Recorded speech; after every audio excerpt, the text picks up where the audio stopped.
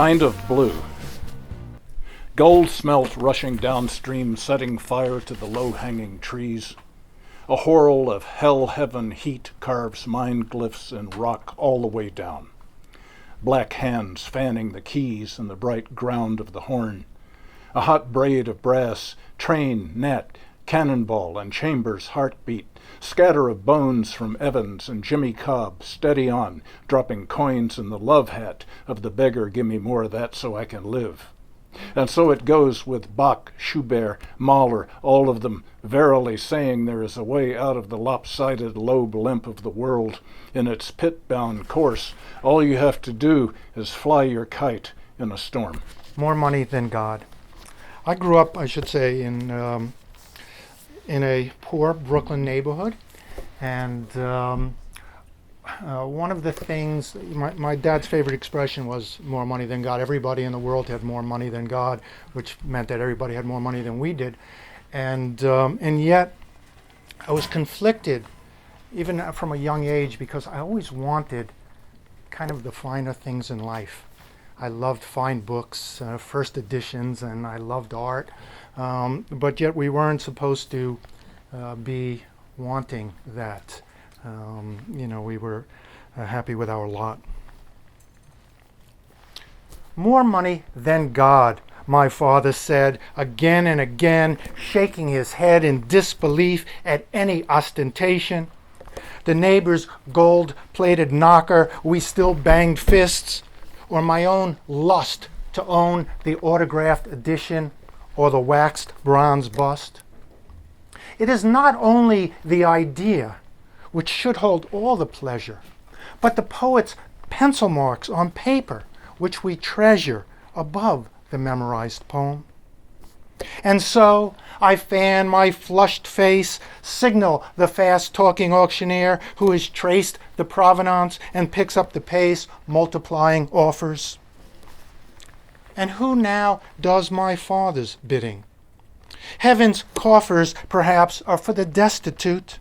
But why did he have to die to escape the shitty, crime-ridden, never-to-be-gentrified neighborhood of both our births? The cost of living, he would argue, is not the worth of being alive. But still, he checked each lottery ticket which littered the empty lot next door, praised their silver latex glitter, praying to the beautiful unscratched like little gods.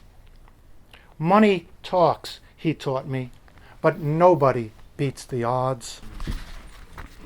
This is about a prison riot in New Mexico in 1980. Somebody told me about this and I couldn't get it out of my head, so I wrote a poem about it. Horse medicine.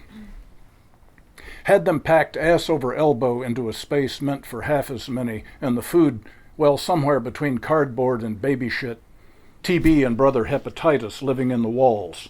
So understaffed, the guards built Snitch World to enforce the unenforceable.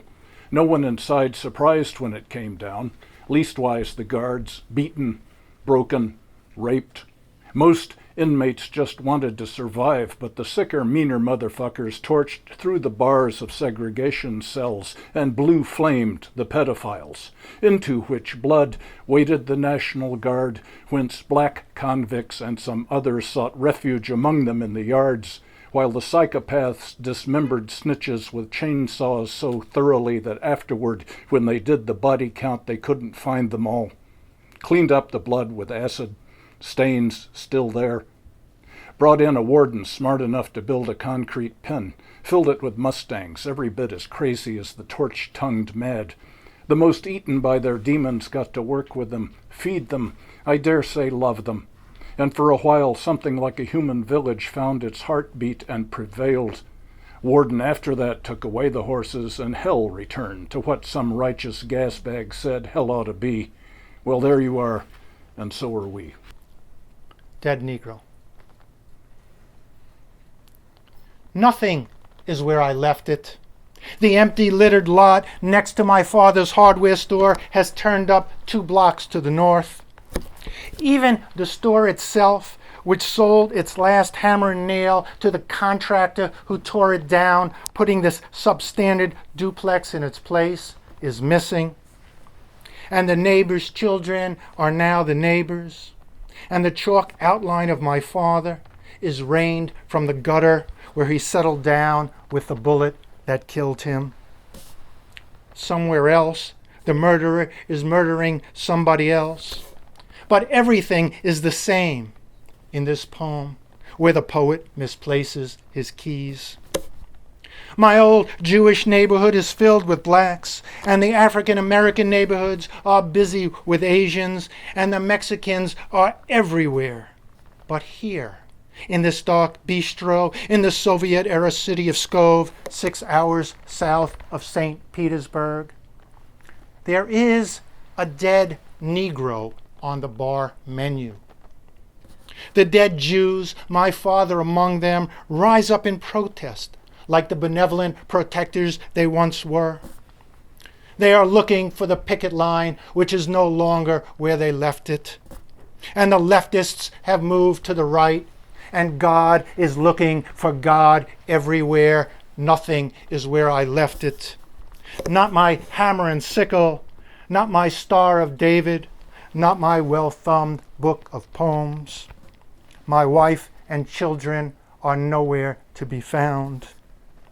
Oh, Amachai, can you help me to find my keys in the pockets of the Palestinian boy moved into my Brooklyn home? His sister is missing, and his mother is not where he left her. It's enough to start anyone drinking. I'll have a dead Negro, somebody calls from the next booth. A black man, maybe the one that killed my father. But in this light, I can't tell.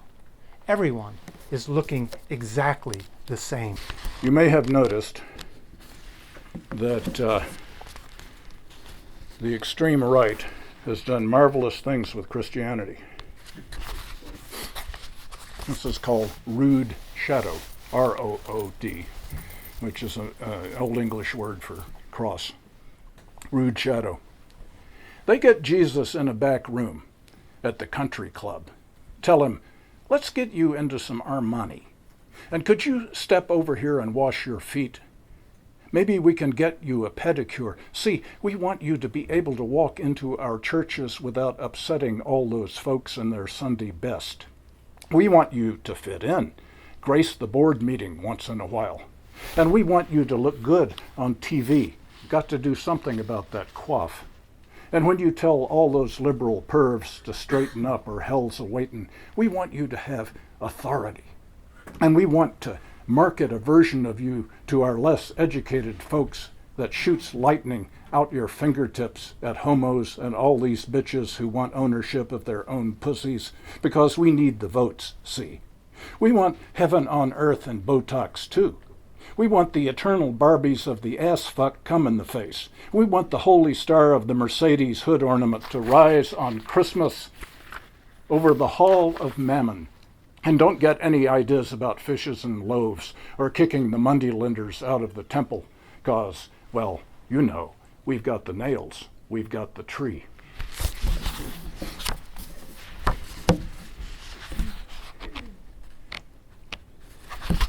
Did I lose somebody on that? Entirely possible. This is a poem that I wasn't planning to read tonight, but since we are on film with the mass review, I thought I would read it because they were kind enough to publish it in an issue, 2 issues ago, I think. So, thank you, mass review. This is called What's So Funny? And I don't know if anybody here remembers many years ago the Tanganyika laughter epidemic. Does that ring a bell to anyone? A few people are nodding yes. So this is true. In Tanganyika, some kids started laughing, and it spread throughout the village, and it became an epidemic. And the epigraph is taken from a paper written about this, an abstract called, and it says, this event is a motivariant case of mass psychogenic illness. What's so funny? 1. "What's so funny?" my wife asks. And suddenly, I'm that little boy in Tanganyika, the one who couldn't stop laughing. He's giggling behind his teacher's back, and so is his best friend in the front row. Now the whole class is hooting, even his father in from the fields to pick him up. Hysteria avalanched throughout the village, I read, picking up residents. They had to shut down that school for weeks. 2. You had to be there, I tell my son. I'd swung open the freezer door smack into the back of my father's head. He'd been complaining of a migraine, begging for quiet. I was digging for the ice cream and didn't see him standing there. It was in '62, the same year that Tanganyika won its independence. If I'd only had a camera, my mother says. She's laughing, reliving the chase around the kitchen, although it didn't seem a bit funny back then. 3. It was stress, the sociologists say. Either the high anxiety of expectations or the last resort of the low in status. I can believe that. I can believe anything. There's even a joke about Germany's gas bill filling the Borscht Belt graveyard of my inbox. And now I'm angry again about the crematoriums and my great-grandmother's final breath. But then I remember September's Vogue on the bedside table. What a woman finds sexiest in a man is his sense of humor. So why not borrow poor dead Bubba's accent and wake my sleeping wife? No wonder, I say, Hitler took his own life. 4. 98% of American women wish your member were bigger, my son tells me. He's fixing my computer, adjusting the spam filter. Here is what he meant to say. I'm buckling under the high anxiety of your expectations. Or perhaps I'm tired of hearing about your father's murder. I was watching a sitcom on TV at the time, laughing at the stupidity of the low in status. I was laughing while my father lay dying. The phone rang, but I didn't answer. It rang again. It was my mother's voice, but it was not my mother. So who knew, I tell my son, that so many women had an opinion about me one way or the other. 5. How did you feel when your papa disappeared? I write my African pen pal. I could feed what remains of his family for the cost of one movie per month.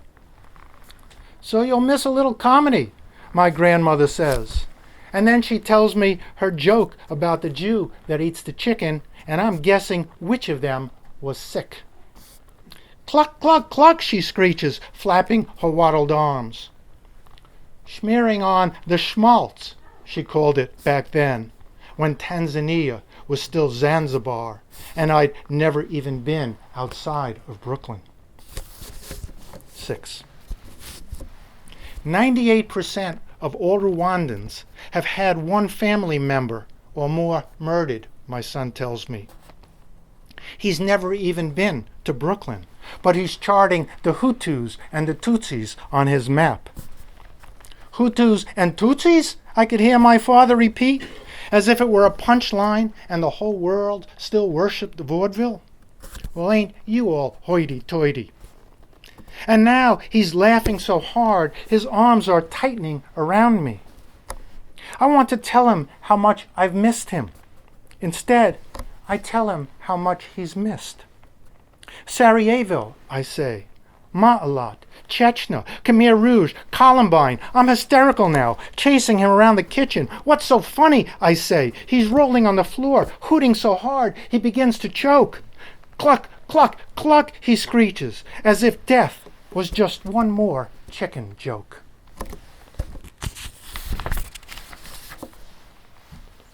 so I mostly write for kids. The dead. The train leaves nightly. I wave to the faces pressed against the glass. They're Sandy, they're Joe, they're Jack, Suzanne of the cobalt blue eyes and beautiful breasts. I know them all, Bill and Newton and Birdie. Each night when they arrive, I knock on the window and ask, "What is it like over there?"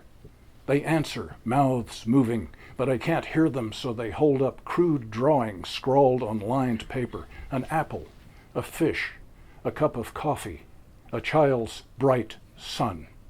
The drawings come alive, the wind flattening, then caressing the grass, seagulls hunkered down and waiting for a storm, and oh, the sweet sideways light of afternoon touching and reddening yet more the old brick buildings along 11th Avenue.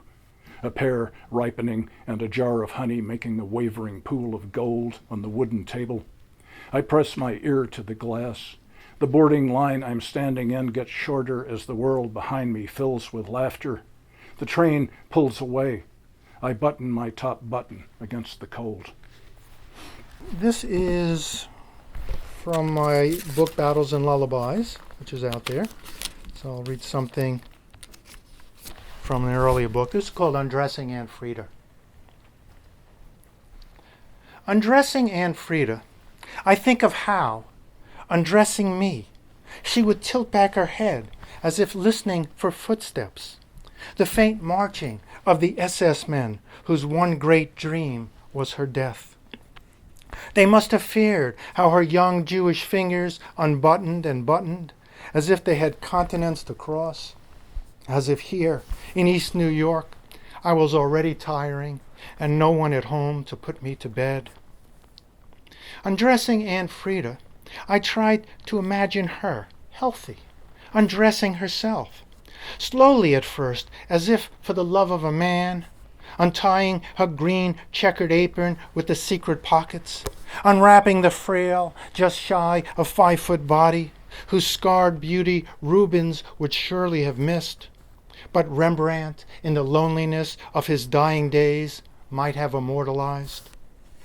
My daughter at my side grows restless. She unties her shoes, tugs at each sock. She has learned recently to undress herself, and pausing occasionally for applause, she does so now. Naked, she shimmies up onto the bed, curls her thin fingers around Frida, who, as if she wished herself already dead, doesn't coo or even smile. A dream of love, Frida preached, is not love but a dream. And bad luck, I'd say, follows the bitter heart. But undressing her now, I remember the lightness of her hands and their strength, which somehow lifted me above the nightmares she had known. "I'll care for you," she whispered once, "as if you were my own." My daughter yawns. I lift her gently, hoping she'll sleep the hour drive home. That seems like a nice place to end. Thank you.